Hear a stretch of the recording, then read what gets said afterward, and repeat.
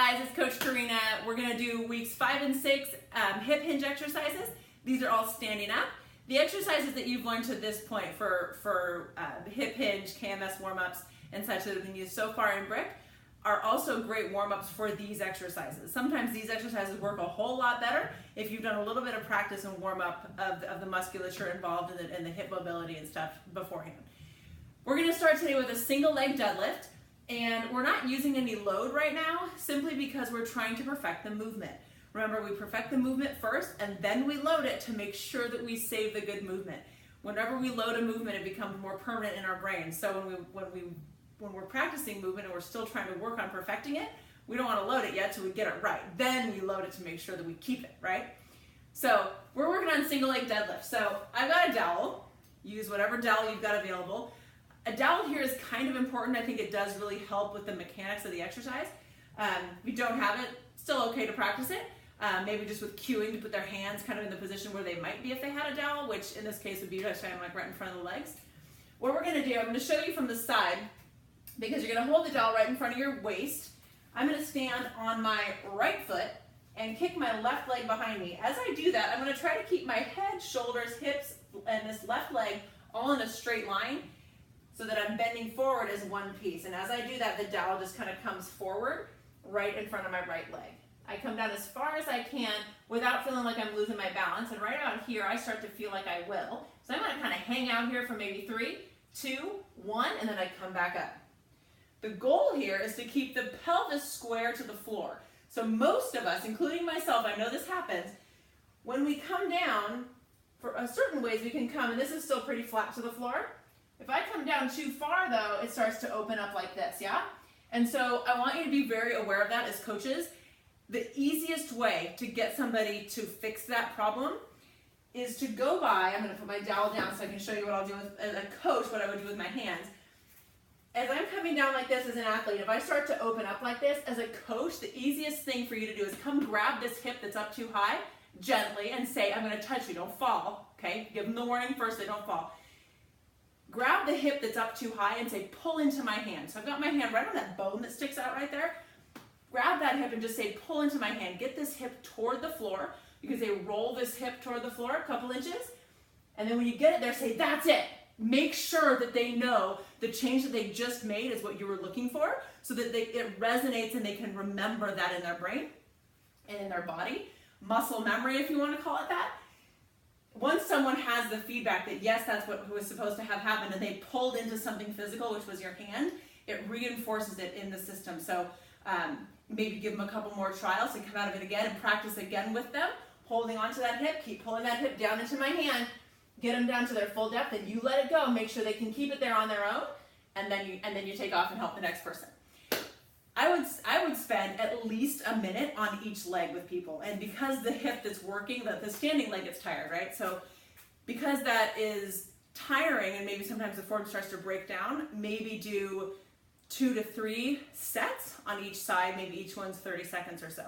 Much more important to just work for time and not have people worry about reps, because if you say you need to get in 10 reps, the quality won't be what it needs to be. Here we don't care. If you have 3 quality reps and they learn something from those reps, that's better than busting through 10 sloppy ones, yeah? So I would say after the first few days of practice of that, if you at your location, if you're able to expose athletes to that for that first week, which for this setting would be about for that 5th week, people are getting really good at that, then we can add the second level. So the second level, we're just moving the arms also. So I'm gonna go back to my right leg, single leg deadlift. I'm gonna come into that same position. So I'm cueing myself right now to keep that left hip rolling toward the floor. Yeah? Spine is pretty flat, I hope.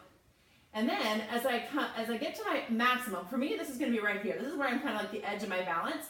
And then I'm just gonna reach my arms forward and try to make my upper back nice and straight. Hold there for 3, 2, 1. Arms come back down and then come back up. So it's just adding that reach, and adding that upper body reach makes a big difference in the stability requirements for that standing leg, for me, this right hip that I just practiced with. So single leg deadlift, down to that maximum, arms out, hold there for a count. And this is at everyone's own pace. Maybe you tell them to hold it for a breath or 3 seconds, and then arms back down, and come back out of it. The reason I say come out of it that way is I just want it more controlled. I don't want you flying out of it, and it actually emphasizes hip control over the back to come out of it, to rewind out of it that way. So that would be maybe for week 6. So week 5, do single leg deadlift. Week 6, do single leg deadlift plus the reach. During both of those weeks, you can add the third exercise, which is side lunging. And side or lateral lunging is super important because it's a great way for us to train the outer hip muscles, which can tend to be neglected. So traditionally, we've always done step out to the side and step back together, right? I'm going to offer a different version for kind of a balance level, or maybe like a first training level, simply because we have a different focus right now. We're going to focus on hip hinging. So what I want you to do to start with is have your feet, let's see if you can see my feet, have your feet wide apart, like wider than your shoulders, hands on the hips or maybe reaching out in front to help with balance, and side lunge without even moving your feet. So you side lunge to one side, the leg that's bending, the knee stays pretty much over the ankle, the other leg is super straight, and all we're working on here is hip hinge, like basically on my left side I'm hip hinging right now, and then I do it on the other side. So from the side, you can see that it's just like a hip hinge, right? The hips have come back, my spine is still straight, but it's tipped forward, my knee's still over my ankle in that side lunge. So that would be maybe the first level that everybody practice with. Then if you feel like there's people that are able to do the next level, you would say, then you can start stepping. You can do your traditional kaya, side lunge, step back together, right?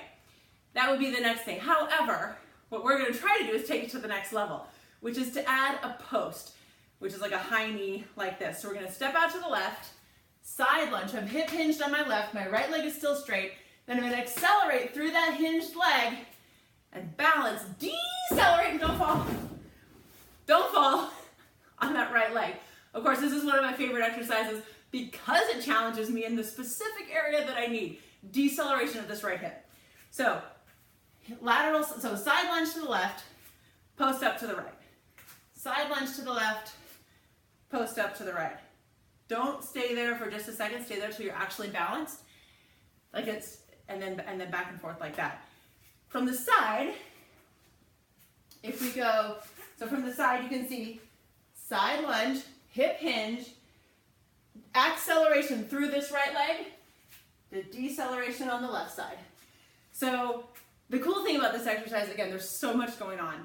Hip mobility, it's a great stretch, it's a great acceleration, deceleration, great practice for hip hinging, great way to identify if there's any differences side to side. So side lunge to post, a minute on each side for week 5 and for week 6. Spend a little more time if you love it during week 6, that'd be fine. Week 1, you're gonna do single leg deadlift. Week 2, you're gonna do single leg deadlift with the reach. Have fun.